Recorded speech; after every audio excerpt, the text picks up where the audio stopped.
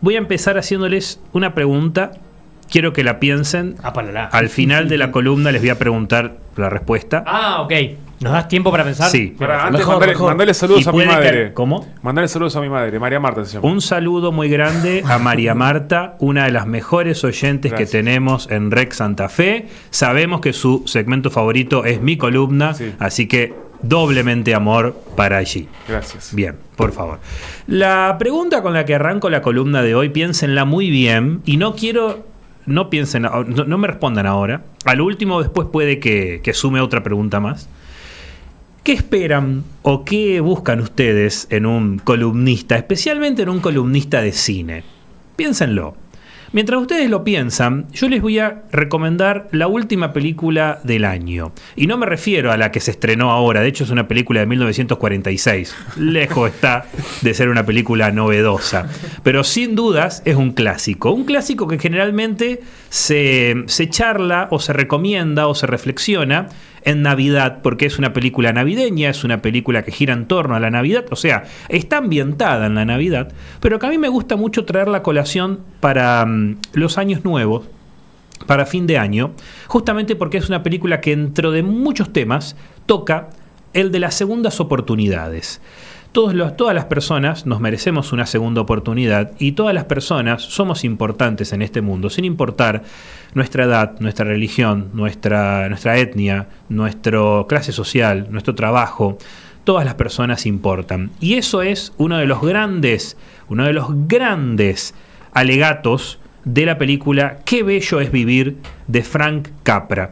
Si no les suena el nombre de Frank Capra, no se hagan problema. Solamente estamos hablando de uno de los directores más importantes de la historia del cine, uno de los directores de ese Hollywood de los años 30, 40 y 50 que marcó, sin lugar a dudas, un antes y un después. Según muchos críticos, el sueño americano personificado en hombre. No voy a profundizar mucho en la vida de Frank Capra, simplemente decir que salió de la pobreza para convertirse en un director muy importante y en el medio fue un militar, se formó parte coronel, me parece que llegó al rango de coronel y luego se dedicó al cine prácticamente toda su vida. A lo largo de su carrera él trató temas muy interesantes vinculados con la cuestión de la patria, la cuestión del honor, de la amistad, la honestidad, en películas, algunas icónicas, otras no muy conocidas. Hay una que es muy buena, que se llama El señor Smith va a Washington, película que en Los Simpsons la hacen parodia. Peliculón, realmente, que está interpretado por el actor que interpreta justamente Qué bello es vivir, es una vida maravillosa, que es el señor James Stewart, el protagonista de Vértigo, de Hitchcock, un actor de aquellos, señor actor, un monumento al cine este hombre, y el director también sin dudas lo fue. En aquella película, el señor Smith va a Washington, no quiero profundizar mucho, pero es un gran alegato en contra de la corrupción del Senado de los Estados Unidos, con el personaje titular, que es un tipo totalmente idealista, ¿no? Va en contra de la corrupción o el camino fácil que busca el gobierno norteamericano. Con Qué bello es vivir, la historia cambia rotundamente. De hecho, es una historia que tiene muchos conceptos de algunos medios fantásticos, ¿no? Es una película muy bella, es una película que trata sobre un hombre que en un momento de desesperación es algo que ocurre por una situación que lo esquiva, porque él no tiene herramientas para evitar lo que le sucede, contempla el suicidio. En el momento en el que él está por cometer suicidio, se le aparece una persona que dice ser su ángel de la guarda. Y le dice, te voy a mostrar cómo sería la vida de este pueblo tan chico si vos no hubieses nacido, si vos no hubieses existido. Eso es lo que él pide. En el peor momento de mi vida, desearía no haber nacido. Allí es que la película adquiere esta cuestión fantástica, ¿no? Casi fantasmagórica, que un poco se relaciona con lo que hablamos la semana pasada, sí, ¿no? De los fantasmas, de la Navidad, del género de terror ahí medio vinculado. Lo que sí les puedo decir es que lo que esta película plantea, más allá de esto, porque tiene un mensaje muy religioso, muy católico, por cierto, hay una cuestión con qué sucede con este personaje, quiénes son los enemigos que plantea la película y cuáles son las instituciones que la película critica.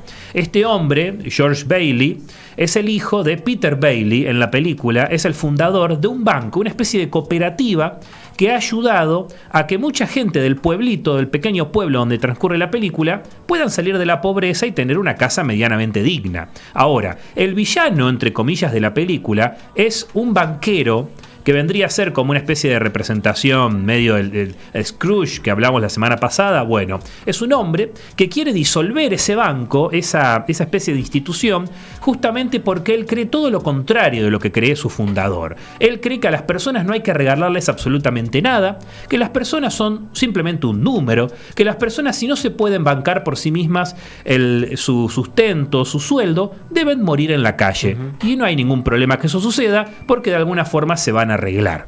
Bueno, esto es lo que plantea el señor Potter, que es vendría a ser como el antagonista de esta película.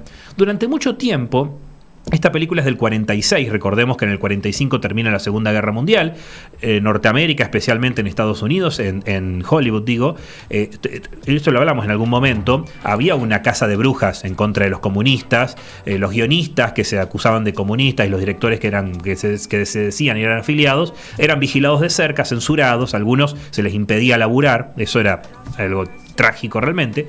Obviamente, esta película fue tildada en más de una oportunidad como propaganda comunista. De hecho, la investigó el FBI. El FBI, a pedido expreso de Edgar Hoover, que fue su infame pero muy reconocido director fundador del FBI, pidió investigar esta película, porque tenía justamente conceptos e ideas que en ese momento las agencias de inteligencia investigaban, seguían de cerca, como por ejemplo que el protagonista tenga una crisis existencial, era visto raro, sí, pero contundente es qué instituciones toma como enemigas la película, claro, en cuestión, y en este caso es el banco. Y que el banquero meritócrata de alguna manera se ha visto como el malo. Exacto. Pero por cierto, un malo, que hay algo muy interesante, que acá mucha gente no se dio cuenta a la hora de analizar y tildar esta película de comunista, es que el malo se sale con la suya. No les quiero contar mucho de qué va la película, pero a la larga, el malo roba y no hay un acercamiento de la justicia, él no tiene que comparecer frente a un tribunal, el malo gana en esta película. De hecho, hay algunos críticos, algunos, si se quiere, eruditos del cine, que plantean que cuando este ángel le muestra a Bailey cómo sería la vida del pueblo si él no hubiese existido, es una vida miserable, es una vida donde el pueblo está sumido en una pobreza extrema, donde la gente vive en la calle, donde en lugar de haber una biblioteca hay un prostíbulo, con todo respeto, ¿no?, de las trabajadoras y los trabajadores sexuales. Pero para que se entienda un poco la imagen, ¿no?, la cuestión sórdida, la cuestión del abandono, donde un parque pasa a ser un cementerio. Y hay investigadores que plantean que en realidad lo que le está mostrando no es cómo sería la vida si vos no hubieses nacido. Le está mostrando la realidad en sí misma. Algo que me parece fantástico, wow, teniendo en cuenta que actualmente vivimos en esa sociedad. En esa lógica también, claro, vivimos, en la que el éxito viene casi de la cuna y el que no tiene éxito es porque, bueno, no se lo merece. Sí. No sé si la película habla un poco de esto de la meritocracia, habla un poco del éxito, porque durante todo el tiempo el personaje, este protagonista, siempre la película te muestra cómo él ha postergado sus sueños, ha postergado sus proyectos para quedarse en el pueblo, para apoyar a su familia y después para hacerse cargo del negocio que fundó su padre después de su muerte. Obviamente no había quien se haga cargo, y él se queda. Pero yo creo que uno de los verdaderos temas que tiene la película no es solamente esto de la segunda oportunidad, de vaya que todos nos merecemos una segunda oportunidad, pero sino la cuestión de la comunidad. Cómo la única manera de salir a flote es a través de la comunidad, y cómo esto que decíamos al principio, todas las personas tienen un valor, todas las personas de alguna manera se interconectan, y claro que cada uno de alguna manera toca a otro en esta vida, para bien, para mal, en mayor o menor medida, pero lo hace. Y durante muchos años esta película esta película no le fue bien en taquilla en su momento. De hecho, algunos señalan que fue el comienzo del declive de la carrera de Capra. Sin lugar a dudas, es un clásico que años después se reivindica, justamente cuando por accidente se olvidan de renovar los derechos de autor de la película y por accidente comienza a formar parte del dominio público esta película. Entonces todos los canales de televisión que quisieran la podían pasar gratuitamente, no tenían que pagar ningún impuesto, ningún derecho. Y la película se empezó a dar tanto por la televisión entre la década de los 60, 70, 80, 50 también, que se volvió en un clásico indiscutido. Hoy por hoy, la película, por muchos, no lo digo yo, considerada como la película de Navidad, la película absoluta de Navidad, porque además es un mensaje, repito, es un mensaje casi universal, les diría, por más que está muy vinculado con la idiosincrasia yanqui, con lo que estaba pasando, con el mercado inmobiliario, con la cuestión de la economía, con esto de cómo los magnates... La película fue muy criticada porque dicen, pará, ¿cómo podés poner como antagonista a una persona que tiene mucho dinero? Hacés quedar mal a las personas que tienen mucho dinero. Pareciera ser que las personas con mucha plata, los empresarios, no se preocupan por el prójimo. Bueno, eso es uno de los alegatos de esta película. No le pudieron probar absolutamente nada con el pasar del tiempo. Queda un poco interpretado que la película es publicidad socialista, porque tiene varios aspectos que lo hacen así, pero hoy por hoy, en realidad esto lo digo, me arrepiento mientras lo digo, pero siento que en Estados Unidos en su momento se podía hablar de una repercusión negativa porque una película tenga este condimento, si se quiere, propagandístico a nivel comunista. De hecho, se decía que era un peligro para la sociedad. Hoy por hoy me gustaría pensar que ya hemos dejado eso atrás, pero siento que de a poco estamos volviendo a acusar de comunismo a cosas de las cuales no se tiene la más pálida idea de lo que es. Pero esta película, que me parece bellísima, no solamente por el hecho, yo no soy tan creyente desde lo religioso, la película tiene componentes religiosos muy concretos. De hecho, hay una cuestión con la actividad de rezar, de rezar entre comunidad, y bueno, hay una cuestión ahí que yo no soy creyente, pero me parece muy bello porque habla de la comunidad. El final de la película, a la cual también le han hecho parodia en un montón de lugares, por ejemplo en Los Simpsons, donde todo el pueblo se une a ayudar al protagonista en un gesto totalmente desinteresado, es uno de los finales más bellos que existen en la historia del cine, sin dudas, porque justamente el drama de este hombre surge por un monto de dinero que desaparece y nadie sabe dónde está ese dinero, y si no aparece ese dinero vos vas preso, porque ese dinero, $5.000 en los años 40, no era poca plata. Es una película muy buena que se consigue en Facebook, se consigue en YouTube para ver gratuita, está entera, está en todos lados para ver. Es una película realmente interesante. Tiene una historia muy interesante sobre esto del comunismo, de cómo se perseguían a los comunistas, a los pseudo comunistas, digámosle, porque en realidad nunca se probaba, pocas veces se llegaba a probar que eran comunistas o no. Sí hay un montón de películas, que esto lo podremos seguramente hablar el año que viene, que tenían esta tendencia a plantear ciertos temas. Por ejemplo, ustedes no dirían que Espartaco, por ejemplo, es un personaje socialista, y sin embargo lo es. Y es tremendo, ¿no? Uno diría, bueno, pero pará, ¿quién escribió? Y el que escribió Espartaco estaba cancelado, estaba en la lista negra. Y sin embargo, no sé si saben quién es Espartaco, quién es la película de Kubrick, pero una obra maestra. Y bueno, hay que entender y saber y conocer el subtexto de las películas, porque no es solamente una persona que busca liberar un pueblo, hay mucho más detrás de eso. En el caso de Espartaco, en este caso es un Qué bello es vivir. Claramente la historia va mucho más allá de una simple historia navideña. Es una historia que habla de redención, pero habla de una segunda oportunidad. Todos nos merecemos una segunda oportunidad, pero también en un contexto complicado, ¿no? Donde muchas veces la esperanza se pierde, donde no se ve un futuro tangible, y donde muchas veces el futuro, lo que creemos que es el futuro, en realidad es una realidad que ya llegó y que ya está entre nosotros. Por eso, cuando pensemos en este tipo de pueblos, ¿no?, que son muy idealizados, ojo, que podemos estar viviendo en Pottersville, que es justamente la ciudad que el nombre que le quería poner este infame banquero a un pueblo que llevara su nombre, y cuando lo logra, el pueblo se sume en una de las miserias más grandes vistas por, en este caso, la historia del pueblo, donde él mismo lo dice: si no te podés pagar una casa, anda a la calle y morite.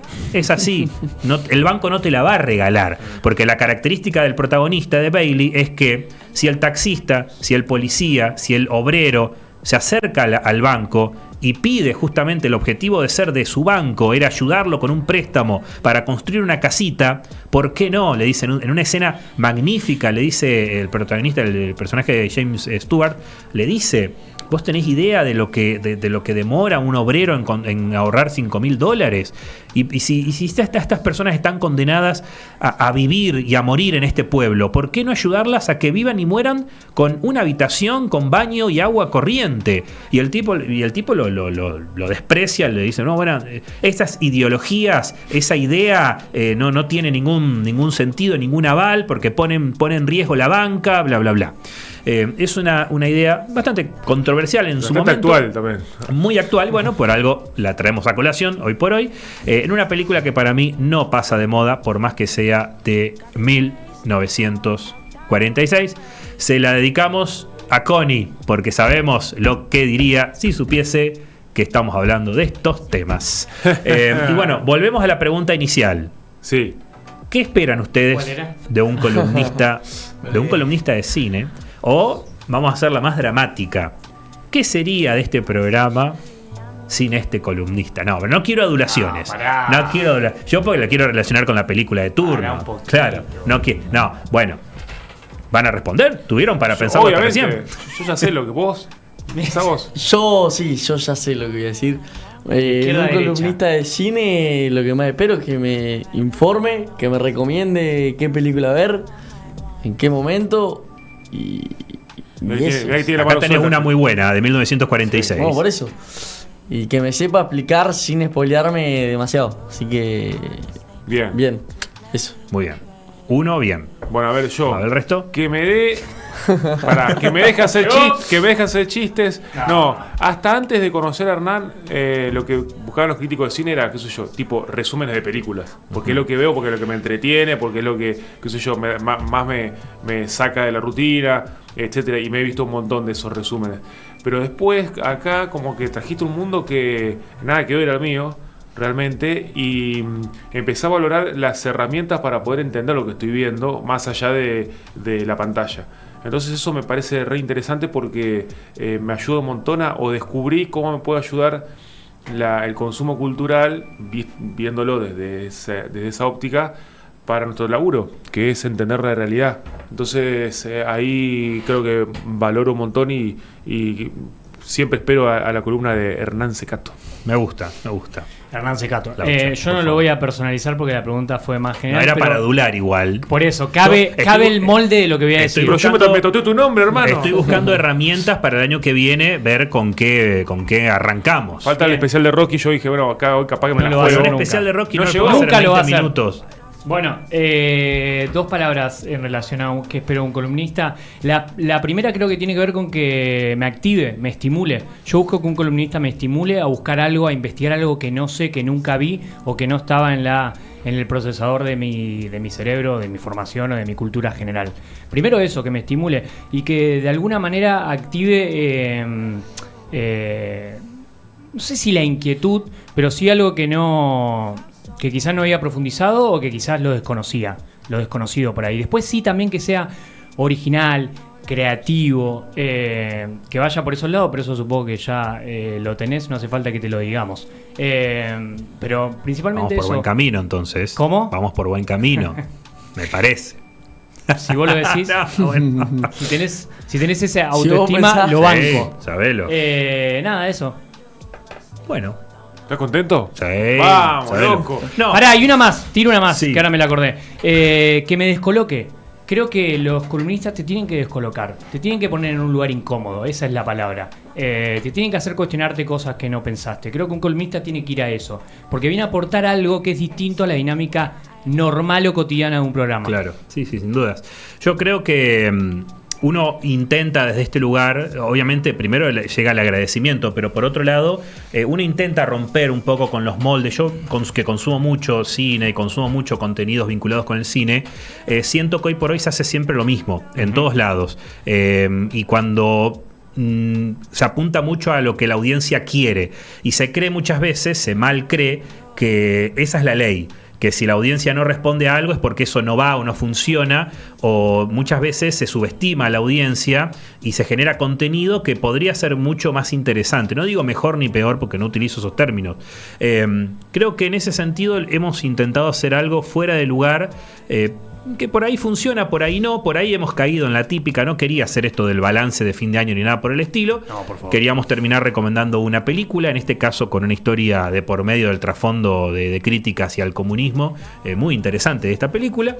Pero bueno, creo que terminamos el año bastante bien y para empezar el año que viene con muchas ganas de hacer todo tipo de contenido, no solamente recomendar películas, porque sería muy simple, ¿no? Caer en esta de anoche vi esta película en el streaming, que no tendría ningún problema de hacerlo y de venir y decir, miren, pueden ver estas 5 películas, ¿quieren que ver algo en enero? Vean estas 5 películas.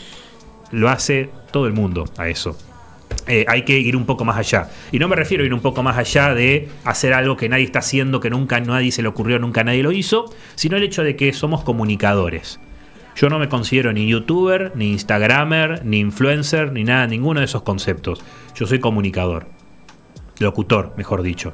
Entonces tenemos un micrófono adelante, hay que tomárselo con mucha responsabilidad. Y eso implica no subestimar a la audiencia. La audiencia, por más que quizás no sé cuántas personas estarán escuchando en este momento, cuántas personas verán el video en YouTube luego, quizás 1 o 2 nomás ven la película, que no la habían visto, quizás 2 o 3, pero no me importa, para mí eso es un éxito rotundo, sin dudas. Así que muchas gracias a ustedes, al grupo y al medio por permitirme tener este pequeño micro, esta columna en este programa. Y se viene un año con mucho contenido más. He dejado muchísimas columnas en el tintero, muchos contenidos. Se termina 2025, nos habíamos perdido aniversarios de un montón de obras. No hemos hablado del aniversario de Fahrenheit 451, Epa. de 1984, Opa. de libros fundamentales de la ciencia ficción, de la Guerra de los Mundos, que todo tiene un porqué hoy por hoy también. Así que prepárense, porque el 2026, año en el que está ambientada Metrópolis, película de Fritz Lang,